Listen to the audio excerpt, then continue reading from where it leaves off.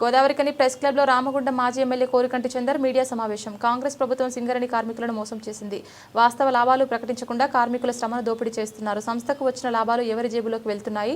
సంస్థ అభివృద్ధి కోసం పక్కన పెట్టిన వేల కోట్ల డబ్బులు ఎటుపోయాయి? ముఖ్యమంత్రి రేవంత్ రెడ్డి కోల్ బెల్ట్ ఎమ్మెల్యేలు సమాధానం చెప్పాలి. సింగరేణి సంస్థకు వచ్చిన వాస్తవ లాభాల నుండి కార్మికులకు వాటాను చెల్లించాలి.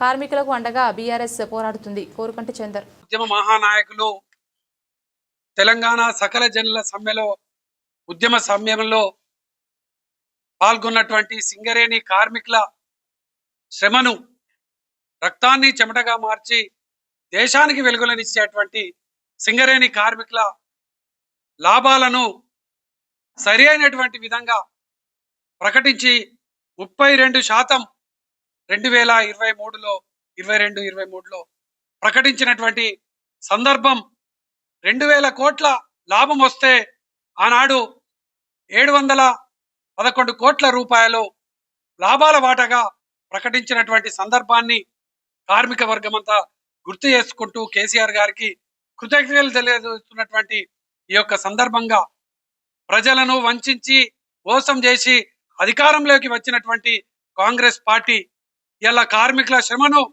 కార్మికుల కష్టాన్ని ఇలా దోపిడికి ఇలా గురి చేస్తూ ఇలా కార్మికుల కష్టాన్ని ఆ డబ్బులను వృధా చేస్తున్నటువంటి ఈ యొక్క సందర్భాన్ని మేము ఈ సందర్భంగా తెలియజేస్తా ఉన్నాం. 2023-24లో ప్రకటించినటువంటి లాభాల వాటా 4000 కోట్లు లాభాలు వస్తే 798 కోట్లు అని చెప్పేసి ప్రకటించినటువంటి సందర్భం. ఆనాడు 2000 కోట్ల రూపాయలలో పక్కన పెట్టినటువంటి డబ్బులను అసలు దేనికి వాడిర్రు? రేవంత్ రెడ్డి వాడుకున్నాడా? ఎమ్మెల్యేలు వాడుకున్నారా? మరి ఎవరు వాడిర్రు? ఎక్కడ ఖర్చు పెట్టిందని ఇప్పటి వరకు కూడా వాటిని శ్వేతపత్రం లేదు. మేము ఆనాడు ఆ విధంగా చేసిండ్రు. ఈరోజు 6000 కోట్ల రూపాయలు లాభం వస్తే ఇందులో నుండి 819 కోట్లు మాత్రమే ఇలా ప్రకటించారు. 4000 కోట్ల రూపాయలను 34% లాభాల వాటా అని చెప్పి ఇలా 4000 కోట్ల రూపాయలను పక్కన పెట్టారు. మరి ఈ 4000 కోట్ల రూపాయలు మరి రేవంత్ రెడ్డి తీసుకుంటాడా?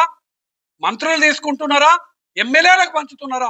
మరి కార్మికుల శ్రమను దోపిడీ ఈ విధంగా పంచుకోవడాన్ని ఇలా బీఆర్ఎస్ పార్టీ తీవ్రంగా ఖండిస్తా ఉన్నది. దీని మీద సరైనటువంటి విధంగా ప్రకటించాలి. ఆనాడు ఇవాళ 34% నికర లాభంలో 34% అంటే 4000 కోట్లను ఎందుకు పక్కన పెట్టిర్రు? 4000 కోట్ల రూపాయలు కార్మికులు కష్టపడి వచ్చినటువంటి లాభం కాదా? వాళ్లకు 34% తప్పకుండా లాభాలను ప్రకటించాలని కూడా ఇవాళ బీఆర్ఎస్ పార్టీ డిమాండ్ చేస్తా ఉన్నది. కార్మిక వర్గం అంతా కూడా ఇలా ప్రతి అడుగడుగున ఈ యొక్క కాంగ్రెస్ ప్రభుత్వాన్ని అడ్డుకుంటున్నది. ఈ యొక్క సందర్భంగా కార్మిక లోకానికి బీఆర్ఎస్ పార్టీ ఆనాడు మీకు అండగా ఉన్నది, రేపటి కాలంలో మీకు అండగా ఉంటది. రేపు బీఆర్ఎస్ పార్టీ హయాంలో ఈ యొక్క కాంగ్రెస్ పార్టీని నిలదీసి తప్పకుండా మనం అందరం కూడా కొట్లాడేటువంటి రీతిలో కార్యాచరణ తీసుకుందామని సందర్భంగా తెలియజేస్తూ ఈ యొక్క ఎమ్మెల్యేలను నిలదీయండి. ఈ యొక్క ఎమ్మెల్యేలు చేసేటువంటి ఈ యొక్క డబ్బులను వృధా చేస్తున్నటువంటి ఈ యొక్క ప్రభుత్వాన్ని నిలదీయండి అని చెప్పేసి ఈ సందర్భంగా నేను కార్మిక వర్గానికి కోరుతా ఉన్నాను.